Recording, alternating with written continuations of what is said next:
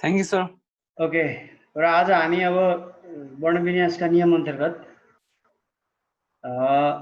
तत्सम शब्दहरूमा कसरी यसको प्रयोग हुन्छ, तत्सम शब्दमा ह्रस्व प्रयोग संस्कृतका नियम अनुसार नै तत्सम शब्द प्रयोग हुन्छ। र यहाँ हेरौँ हामी सुरुदेखि 2, 3, 1 मा हेरौँ।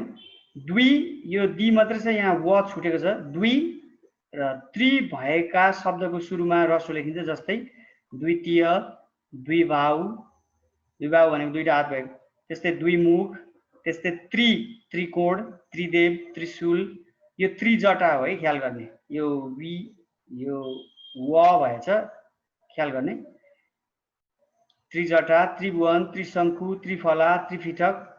अगाडि द्वि र त्रि, द्वि र त्रि सुरुमा आएका अक्षरहरूबाट बन्ने शब्दहरू, तत्सम शब्दहरूको सुरुमा के हुने रहेछ, के हुन्छ, ह्रस्व हुन्छ।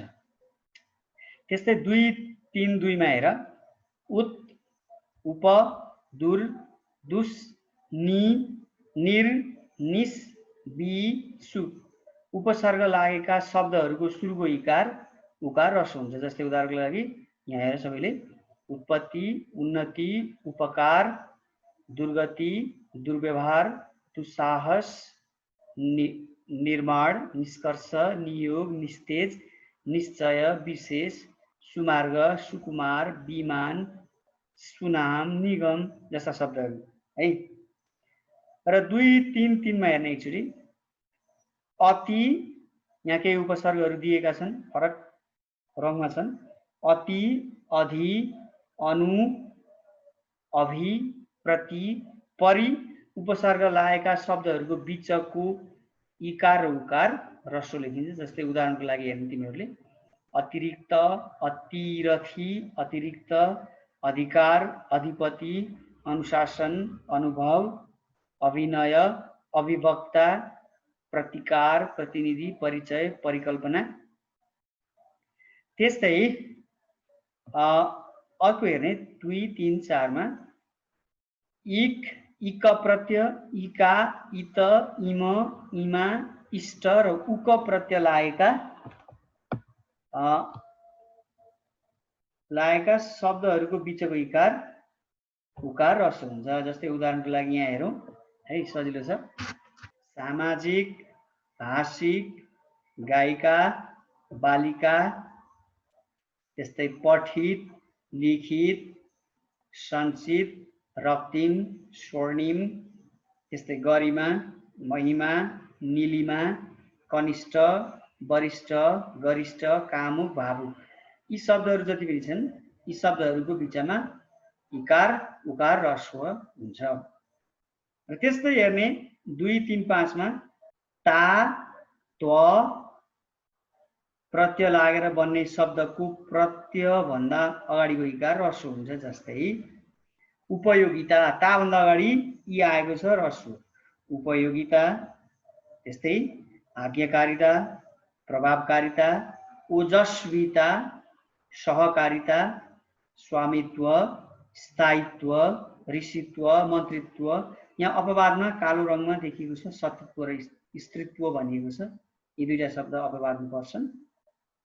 त्यस्तै 2, 3, 6 मा हेर्ने केही यहाँ अक्षरहरू छन्, जस्तै चि, टी, णी, ती, थी, दी, धी, नी, पी, भी, मी, री, ली, वी, सी, पी, स्ठी जस्ता अन्तमा आउने केही शब्दहरूको अन्तिमको इकार ह्रस्व लेखिन्छ। जस्तै रुचि, सूची, तुटी, कोटी, मणि, पाणी, कृति, कान्ति, मति, क्षति, गति, प्रकृति, भक्ति, कीर्ति है, नीति, प्रगति, गीति, अतिथि, तिथि, सारथी, रिद्धि, सिद्धि, बुद्धि, वृद्धि, निधि, विधि, सन्धि, व्याधि, अग्नि। अब यहाँ धेरै शब्दहरू छन्। तिमीले यहाँ भएका प्रयोग भएका शब्दहरूको अर्थ यदि अप्ठ्यारो लाग्यो भने अस्ति नै तिमीहरूको कक्षामा कक्षा 10 को मटेरियलमा मैले राखिदिएको छु शब्दकोश, र शब्दकोश प्रयोग गर्ने सबैले।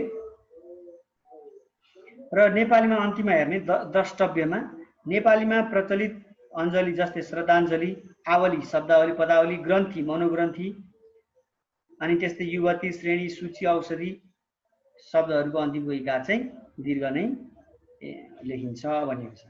र यिनीहरू भए ह्रस्व लेखिने तत्सम शब्दमा ह्रस्व कसरी प्रयोग हुन्छ भन्ने।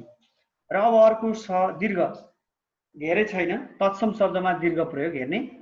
रेफ तिमीहरू बुझ्छौ, रेफ भनेको रेफ भन्दा अगाडि आएको संयुक्त व्यञ्जनको इकार उकार दीर्घ लेखिन्छ। जस्तै उदाहरणको लागि यहाँ हेर्ने, रेफ भन्दा अगाडिको व्यञ्जनको इकार उकार संयुक्त व्यञ्जन है, संयुक्त भनेको संयुक्त रूपमा आएको जस्तो यहाँ हेर्ने, ईर्ष्या है, कीर्ति, किर्ण, कीर्तन, जीर्ण, दीर्घ, शीर्ण, शीर्ष, शीर्षक, मूर्ख। त्यस्तै पूर्व संयुक्त व्यञ्जन भनेपछि पर र पूर्व है, पूर्व। त्यस्तै पूर्ति, कर्म, कुर्म, कुर्म, सूर्य। त्यस्तै ऊर्जा, पूर्ण, ऊर्ध्व, उर्मी, पूर्ण, धूर्त, चूर्ण, मूर्त, मूर्ति, स्फूर्त, स्फूर्ति। यी शब्दहरू सुरुमा दीर्घ प्रयोग हुन्छ। अस्ति नै हामीले आगन्तुक र तद्भवमा चाहिँ सुरुमा दीर्घ प्रयोग धेरै जसो अवस्थामा हुँदैन, त्यही केही श्रुतिसम्म भिन्नार्थक शब्ददेखि बाहेक सुरुमा दीर्घ प्रयोग हुँदैन तद्भव र आगन्तुकमा भनेर हामीले पढेका थियौँ। तर संस्कृतमा चाहिँ संयुक्त व्यञ्जन भन्दा अगाडिको रेफ भन्दा अगाडि आउने संयुक्त व्यञ्जन भन्दा अगाडिको इकार उकार दीर्घ लेखिन्छ। जस्तै उदाहरणको लागि ईर्ष्या हैन, त्यस्तै पूर्व, पूर्ति, मूर्त आदि आदि। र यहाँ एउटा अपवाद दिएको छ, उर्वशीको चाहिँ संयुक्त व्यञ्जन भए पनि दीर्घ देखिएको छ। उर्वीको संयुक्त व्यञ्जन भए पनि रेफ भन्दा अगाडि दीर्घ नै लेखिएको छ। ठीक छ, यो चाहिँ भयो दीर्घ लेखिने, तत्सम शब्दमा दीर्घ लेखिने। र तत्सम शब्दको बीचमा दीर्घ हेर्ने, करण, कार, कृत, भवन, भाव, भूत। यहाँ हेर्ने, करण, कार, कृत, भवन, भाव, भूत। भू र कृ धातुबाट बनेका शब्दभन्दा अघिल्लो शब्दमा ई प्रत्यय लागि बनेमा व्युत्पन्न शब्दको इकार दीर्घ लेखिन्छ। जस्तै यहाँ हेर्ने, करण, कार, कृत, भवन, भाव, भूत। जस्तै एक प्लस ई एकी, अनि त्यस पछाडि के जोडियो, करण। यहाँ हेर्ने है, भू र कृ धातुबाट बनेका शब्दहरूको अघिल्लो शब्दमा ई प्रत्यय लागेमा, जस्तै करण भन्ने करणको अघिल्लो शब्द के छ, यहाँ एक छ, त्यो एकमा ई लाग्यो, दीर्घ ई प्रत्यय लाग्यो भने त्यो चाहिँ दीर्घ हुने रहेछ। जस्तै एक प्लस ई एकीकरण दीर्घ, विद्युत प्लस ई विद्युतीकरण दीर्घ, केन्द्र प्लस ई केन्द्रीकरण केन्द्रीकरण, अंगीकार, स्वीकार, घोषीकृत, केन्द्रीकृत, एकीभवन, समीभवन, विषमीभवन, उष्मीभूत, केन्द्रीभूत, एकीभाव। यी शब्दहरू चाहिँ करण, कार, कृत, भवन, भाव जस्ता भूबाट बनेका शब्दभन्दा अघिल्लो शब्दमा के भयो, दीर्घ इकार जोडिएको हुनाले यिनीहरू दीर्घ भए बीचमा। तर केही अपवाद छन् यसमा, नामकरण, करण लाग्यो पनि यहाँ के छैन, नामीकरण भएको छैन। संस्थाकरण, त्यस्तै आत्मसातकरण, सीमान्तकृत, सीमान्तीकृत भएको छैन, सीमान्तकृत। त्यस्तै मरुभूमिकरण, मरुभूमि आफैमा शब्द भएको हुनाले यसमा ई प्रत्यय जोडिएको होइन, त्यसैले यो मरुभूमिकरण ह्रस्व छ, मरुभूमिकरण। राजनीतिकरण, राजनीतिमा करण मात्रै जोडिएको हुनाले यो दीर्घ भएको छैन, त्यसैले यी अपवादको रूपमा प्रयोग भएका छन्। त्यसैले करण, कार, कृत, भवन, भूत, भवन, भाव जस्ता भू र कृ धातुबाट बनेका शब्दभन्दा अघिल्लो शब्दमा ई प्रत्यय लागेमा त्यो के हुने रहेछ, बीचमा दीर्घ हुने रहेछ, एकीकरण, विद्युतीकरण आदि आदि। र अन्त्यमा हेरौँ फेरि य, इन, अन्य। य दुई खालका प्रत्ययहरू हुन्छन्। जस्तै यहाँ हेर, एउटा यहाँ ह्रस्व य प्रत्यय छ, अर्को यहाँ दीर्घ य प्रत्यय छ है, ध्यान दिने। य, इन, अन्य, है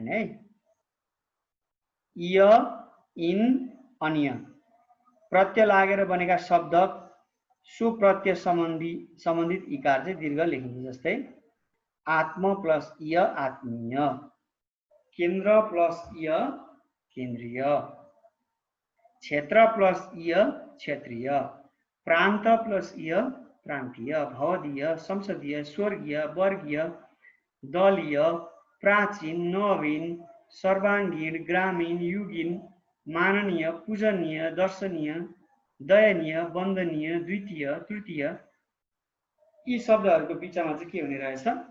दीर्घ प्रयोग हुन्छ। यी सबै शब्दहरू तत्सम शब्दहरू हुन्। पछि तिमीलाई आवश्यक पर्छ 11-12 मा तत्सम र तत्सम तद्भव शब्द छुट्याउनु पर्ने हुन्छ, एक्जाममा आउँछ। त्यसको लागि पनि काम लाग्छ। अहिले जुन हामीले वर्ण विन्यास पढ्यौं तत्सम शब्दहरूमा हो, यी नियमहरू लाग्ने सबै शब्दहरू तत्सम शब्द हुन् भनेर हामीले बुझ्नुपर्छ। त्यस्तै यहाँ अपवादको रूपमा इय ह्रस्व प्रत्यय छ। यहाँ हेर्न, द्रष्टव्य भनिएको छ। यहाँ केही शब्दहरू ह्रस्व इय प्रत्यय लागि बनेका हुन्छन्। जस्तै राष्ट्रिय, इन्द्रिय, क्षत्रिय, गोत्रीय, श्रोत्रीय आदि आदि यिनीहरू चाहिँ इय प्रत्यय लागेका हुन्, तर ह्रस्व इय प्रत्यय लागेर बनेका भएकाले यिनीहरूमा चाहिँ बिचमा ह्रस्व प्रयोग हुन्छ।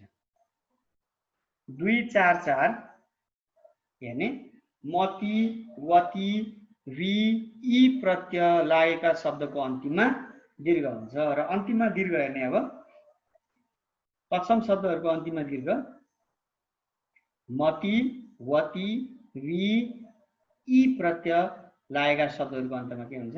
दीर्घ हुन्छ। जस्तै रूप प्लस मति रूपमती, श्री प्लस मति श्रीमती, रूपमती, श्रीमती, कान्तिमती, अमरावती, भगवती, गर्भवती, सौभाग्यवती, तपस्वी, मायावी, मेधावी, त्यस्तै यशस्वी, तेजस्वी, ओजस्वी, तपस्वी, संयम प्लस ई संयमी, विद्रोही विद्रोह प्लस ई विद्रोही, गुण प्लस ई गुणी, दोष प्लस ई दोषी।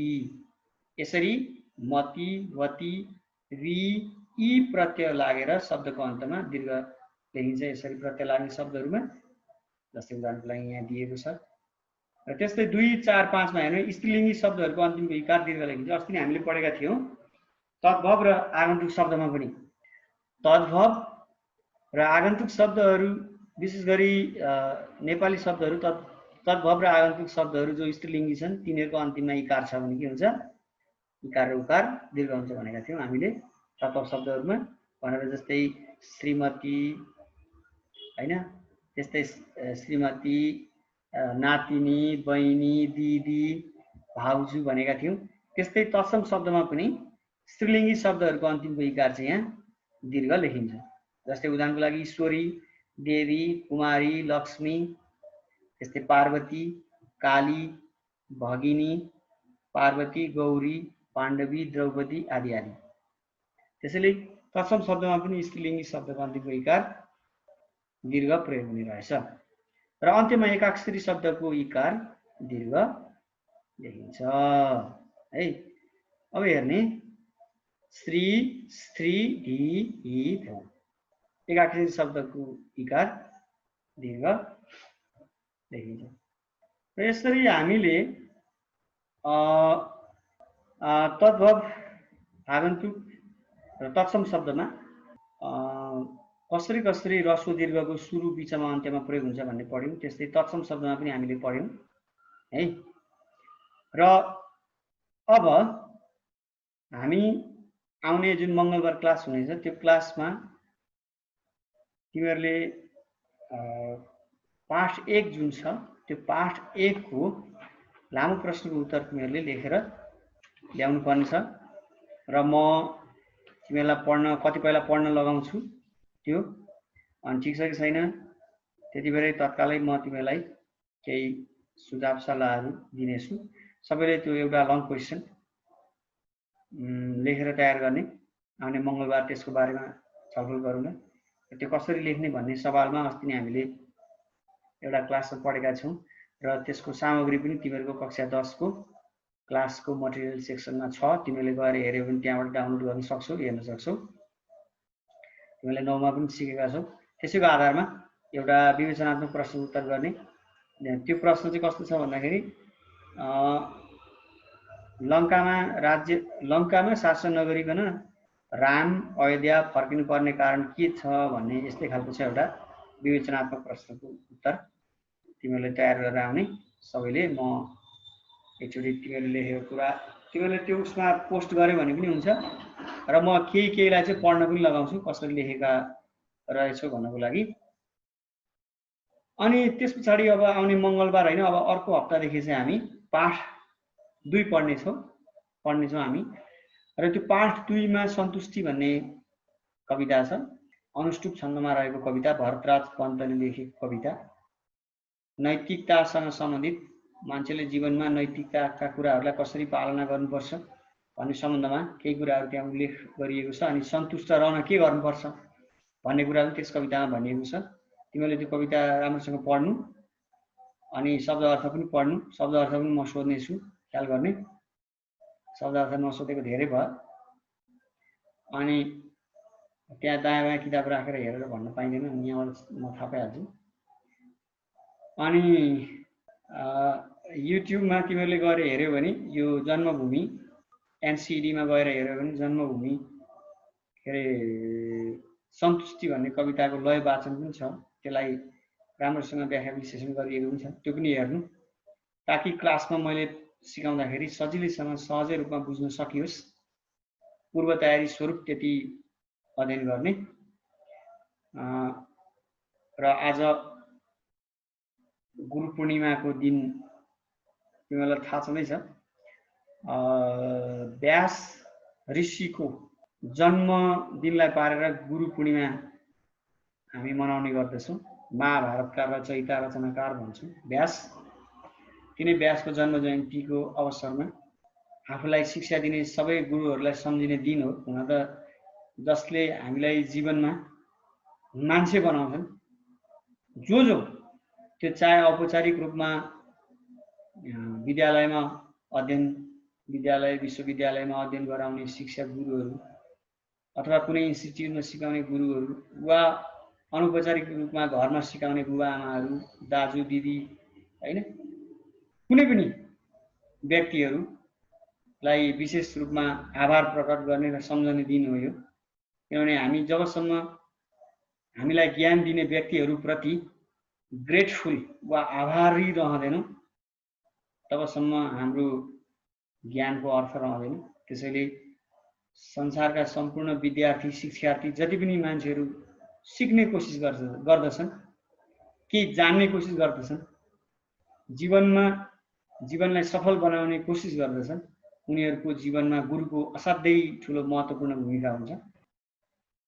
र त्यो भूमिकालाई हामीले याद गर्नुपर्छ, ख्याल गर्ने। र प्रत्येक व्यक्तिको जीवनमा त्यस्ता महत्त्वपूर्ण व्यक्तिहरू हुन्छन् जसले उनीहरूको जीवनमा ज्ञानको ज्योति ल्याउने गर्दछन्। र यो कुरा हामी सबै बुझ्नुपर्छ। र ती सबै गुरुहरूप्रति होइन हामीले यहीँबाट श्रद्धा भाव व्यक्त गर्नुपर्दछ। मलाई पढाउने प्रत्यक्ष अप्रत्यक्ष रूपमा ज्ञानको ज्योति बाल्नको लागि प्रेरणा दिने होइन सबैप्रति एकदमै हार्दिक नमन गर्दै आजको विशेष गुरु पूर्णिमाको दिनलाई चाहिँ मनमा हृदयमा लिन जरुरी छ। ओके, ठिक छ। र अब तिमीहरूले केही कुराहरू सोध्नु छ भने चाहिँ आफै अनम्युट गरेर सोध्न सक्छौ। अब कसैलाई केही यो सम्बन्धमा केही अस्ति पनि समय त्यतिकै सिधिहाल्यो, 1 मिनट पनि थिएन, 2 मिनट पनि थिएन। र आज हामीले एक खालको एउटा खण्ड चाहिँ सिध्याएका छौँ, ह्रस्व दीर्घ, इकार उकार, सुरु बीचमा अन्त्यमा, तद्भव आगन्तुक तत्सम शब्दहरूमा। र हामीले योभन्दा अगाडि जन्मभूमि भन्ने कथा पनि पढेका थियौँ। र अब तिमीलाई यसो केही प्रश्नहरू सोध्न मन छ भने एकचोटि आफै अनम्युट गरेर सोध्न सक्छौ। ख्याल गर्ने, म यहाँ हेर्दैछु, भिडियो अन गर्ने सबैले। र ह्यान्डराइटिङको लागि पनि तिमीहरूले काम गर्ने, ह्यान्डराइटिङ स्पिडको लागि पनि काम गर्ने है। ओके, यहाँ अरूको धेरैको भिडियो अफ रहेछ। कमसेकम आजको दिन त अनुहार हेर्नुपर्छ मैले।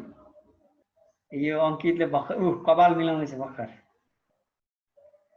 सुतेको थियो क्या हो, त्यही भएर भिडियो अन गर्ने क्या। तिमीहरू सुतेका छौ कि एकदम ध्यान दिएर पढ्दैछौ कि लेख्दैछौ कि बाहरूसँग मजाले गफ गर्दैछौ कि भन्ने कुरो थाहा हुँदैन क्या। त्यही भएर भिडियो अन गर्नु सबैले। म कमसेकम हेर्दैछु 1 by 1। ठिक छ, कसैलाई केही भन्नु छ? अब बिचमा के अरे अनलाइन टेस्टहरू पनि हुन्छन्, ख्याल गर्ने। अनलाइन टेस्ट एक्जामहरू हुनेछन्, त्यसैले अब पढ्दाखेरि एकदमै यो चाहिँ फर्मल स्टडी हो भनेर बुझ्ने। रुटिन आउँछ, टेस्टहरू हुनेछन्, मार्क्सहरू आउनेछन्, त्यसैले अलिक राम्रोसँग अध्ययन गर्ने। र अर्को एउटा भन्नुपर्ने कुरा, आजभोलिको न्युज हेर्दाखेरि चाहिँ एकदमै कोरोना चाहिँ कम्युनिटी लेभलमा देखिएको भन्ने समाचार सञ्चार माध्यममा आएका छन्। त्यही भएर ख्याल गर्ने। अघि पनि मैले कक्षा 9लाई अलिक विशेष गरी सम्झाएँ।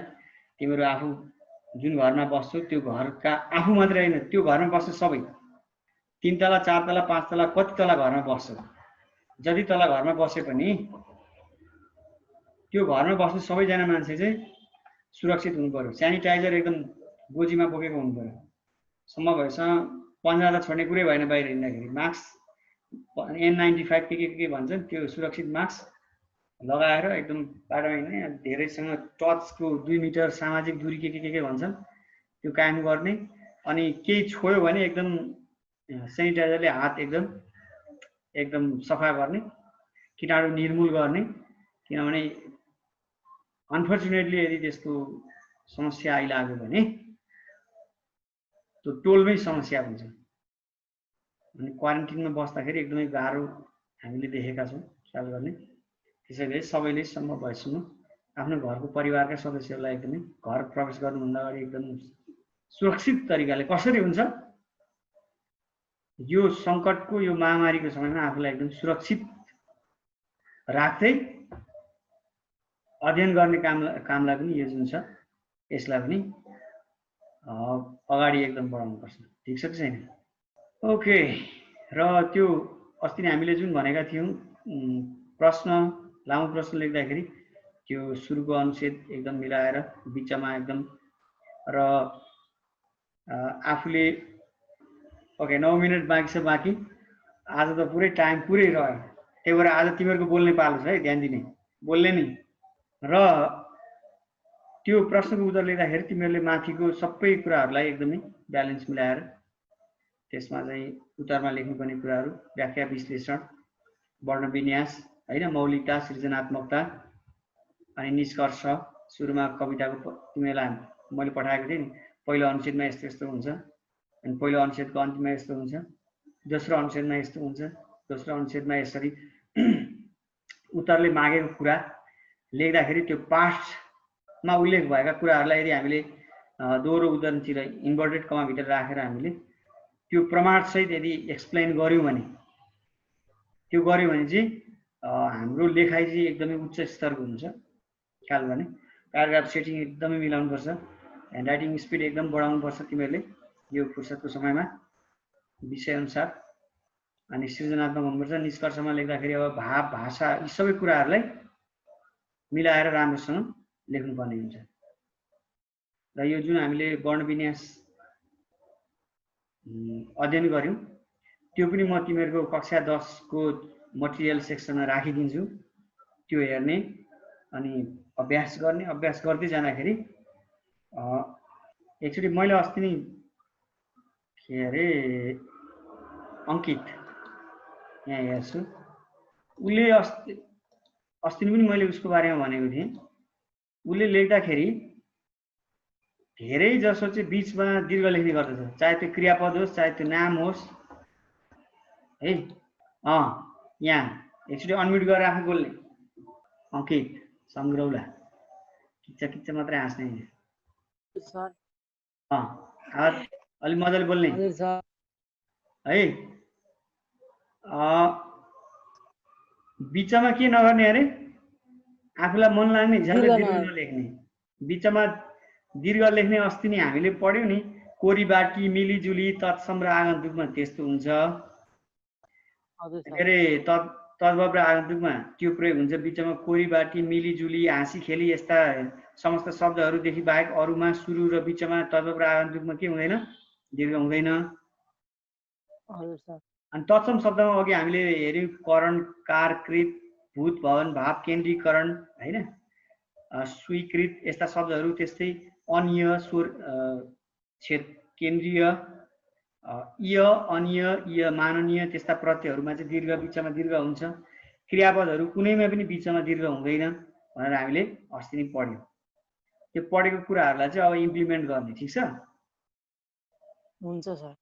ओके, त्यस पछाडि यहाँ मैले कसलाई सोधेँ भने गिरबानी सुवेदी एकचोटि माइक अन गर्ने, आयो आवाज? ओके, गिरबानी सुवेदीको ह्यान्डराइटिङ स्पिड कम थियो, याद छ कि छैन? सबै थोक राम्रो, ह्यान्डराइटिङ पनि एकदम राम्रो, लेखाइ पनि विशेष सबै कुरा राम्रो, तर के चाहिँ ठिक छैन, ह्यान्डराइटिङ स्पिड कम थियो। त्यसैले गर्दाखेरि आफूले सोचे जस्तो मार्क्स आउँदैन थियो। अब यस बिचमा ह्यान्डराइटिङ स्पिड बढाउनको लागि के काम गर्नुपर्छ त्यो सबै काम गर्ने है, ठिक छ? किनभने दिनमा पुरै दिन स्कुल आउनुपर्ने अवस्था नरहेको कारणले समय छ, ख्याल गर्ने है। अनि एलिस आचार्य कहाँ छ? एलिस आचार्यको पनि पछिल्लो समयमा बोल्ने है, मैले नाम लिने बित्तिकै म्युट अनम्युट गर्ने, बोल्ने। ह्यान्डराइटिङमा लापरवाही गरेको देखिएको थियो अनि मैले ह्यान्डराइटिङ सुधार्नु भनेको थिएँ। समय छ ह्यान्डराइटिङ सुधार्नको लागि निकै काम गर्ने, ठिक छ? अरू ठिक छ। त्यस्तै सौरभ काफ्लेले पनि ह्यान्डराइटिङ सुधार्ने प्रयास चाहिँ अन्तिम समयमा गरेको थियो है। अनि त्यो क्रमलाई चाहिँ एकदमै तीव्र रूप दिने, ह्यान्डराइटिङ स्पिड सँगसँगै ह्यान्डराइटिङ राम्रो बनाउनको लागि काम गर्ने सौरभ काफ्लेले यो कुरो ध्यान दिने। त्यस्तै म यहाँ हेर्दैछु प्रसन सिटौला एकचोटि के भिडियो अन गर्ने अनम्युट गर्ने? हजुर सर। ह्यान्डराइटिङ सुधार्नको लागि काम गर्ने है। हुन्छ सर। भने अब 11-12 सबैमा पढ्नुपर्छ। अब मानौँ यो अर्को वर्ष इन केस यदि एसई भएन र इन्टरनल मार्क्स पठाउनु पर्ने भयो भने यो अहिले 9 देखिको सबै मार्क्स एग्रिगेट हुँदाखेरि अथवा यो 10 को मार्क्स एग्रिगेट हुँदाखेरि अप्ठ्यारो पर्छ है। त्यसैले ह्यान्डराइटिङको लागि विशेष काम गर्ने। पछि फेरि अब यसपालिको जस्तै अवस्था आइपर्यो भने त इन केस त्यस्तो भयो भने एग्रिगेट मार्क्स जान्छ, एग्रिगेट मार्क्स जाँदाखेरि त घाटा हुन्छ आफूलाई। त्यसैले अहिलेदेखि काम गर्न सुरु गर्ने है। त्यस्तै प्रवेश पोखरेल। हजुर सर। अनि पढाइ राम्रै चल्दैछ हैन? राम्रो पढ्नुपर्छ। हजुर सर। राम्रो पढ्नुपर्छ भन्ने कुरा चाहिँ दिमागमा छिराउनु पर्छ हैन? छिराइसके सर। किनभने मान्छे शारीरिक रूपमा मात्रै हैन मानसिक रूपमा पनि मान्छे तगडा हुनुपर्छ, हो कि हैन? हो सर। किनभने हामीले हात्तीको उदाहरण सबैभन्दा हाम्रो बेस्ट एक्जाम्पल भनेको हात्तीको उदाहरण हो। हात्ती कत्रो ठुलो हुन्छ तर मान्छे त्यो यत्रो लिखुरे मान्छेले त्यही टाउकोमा टक टक हिर्काएर हात्तीलाई कुदाउँदै हुन्छ, हो कि हैन? हो। त्यसैले अलिकति मानसिक शक्ति बढाउनको लागि अलिक पढ्ने बानी गर्ने, अरू अननेसेसरी कुरामा ध्यान नदिने, ठिक छ? सर। ल ठिक छ। अनि नवीनको ह्यान्डराइटिङ स्पिड ठिक छ तर नवीनले अलिकति शुद्धसँग सफासँग लेख्ने बानी गर्ने है, ठिक छ? त्यस्तै है नवीनले त्यो काम गर्ने। सनिस कार्कीले पनि एकदमै राम्रोसँग अक्षर सुधार्नको लागि काम गर्नुपर्ने छ, ख्याल गर्ने। कसरी सुधार्ने भन्ने कुरा मैले यसअघि पनि सिकाएको थिएँ। अरू अब सञ्जीवनीको ठिकै छ, पूर्णिका घिमिरेको ठिकै छ, नेहाले पनि ह्यान्डराइटिङ सुधार्नको लागि काम गर्ने है। त्यस्तै तृष्णा तामाङले ह्यान्डराइटिङ स्पिड बढाउनको लागि काम गर्ने, अलिक पढ्ने मेन्टालिटी बनाउने, ख्याल गर्ने। सुदिनले ह्यान्डराइटिङ सुधार्नको लागि निकै काम गर्नुपर्छ, ख्याल गर्ने। अनि भास्करको पनि ठिकै छ, एरिकाको पनि ह्यान्डराइटिङ स्पिड ठिकै छ, थोरै सुधार गर्नुपर्छ, ख्याल गर्ने। दिपसोना गिरीको ह्यान्डराइटिङ स्पिड अलिक बढाउनुपर्छ, किनभने सबै थोक आए पनि ह्यान्डराइटिङ स्पिड कम भयो भने 2 घण्टा 15 मिनटमा हामीले लेख्ने जुन परिमाण हुन्छ त्यो कम हुन्छ, त्यसले गर्दाखेरि मार्क्स कम हुन्छ, यो कुरो ख्याल गर्ने। अनि अंशुको वर्ण विन्यास मैले योभन्दा अगाडि पनि भनेको थिएँ, अंशु बजगाईलाई एकदमै ह्यान्डराइटिङ स्पिड बढाउने। अनुनय पौडेल, उसलाई त मैले पहिले भनिसकेको छु, कक्षा 8 र 9 गरेर उसले करिब 50% मात्रै पढेको छ। फेरि यसको अर्थ अब पढ्न सकिँदैन भन्ने होइन नि, फेरि त्यतातर्फ चाहिँ एकदम सचेत हुनुपर्छ भनेको हो, होइन? ह्यान्डराइटिङ स्पिड बढाउने, आफ्नो स्पिकिङ पावर जस्तै राइटिङ पावर पनि बढाउने, ख्याल गर्ने। प्रसन्नाको ठिकै छ, किरणको पनि ठिकै छ। किरणको ह्यान्डराइटिङ स्पिड अलिकति बढी हुँदाखेरि ह्यान्डराइटिङ अलिकति बिग्रे जस्तो देखिन्छ, ख्याल गर्ने। अनि सृष्टि खड्काको ह्यान्डराइटिङ स्पिड अलिक बढाउन काम गर्ने है, ह्यान्डराइटिङ पनि सुधार गर्नुपर्छ, किनभने सृष्टिको ह्यान्डराइटिङ स्पिड जाँदाखेरि अलिकति अक्षरमा थोरै समस्या आउँछ, किनभने अब त 11-12 मा 10-11-12 मा नेपाली राम्रोसँग पढ्नुपर्छ।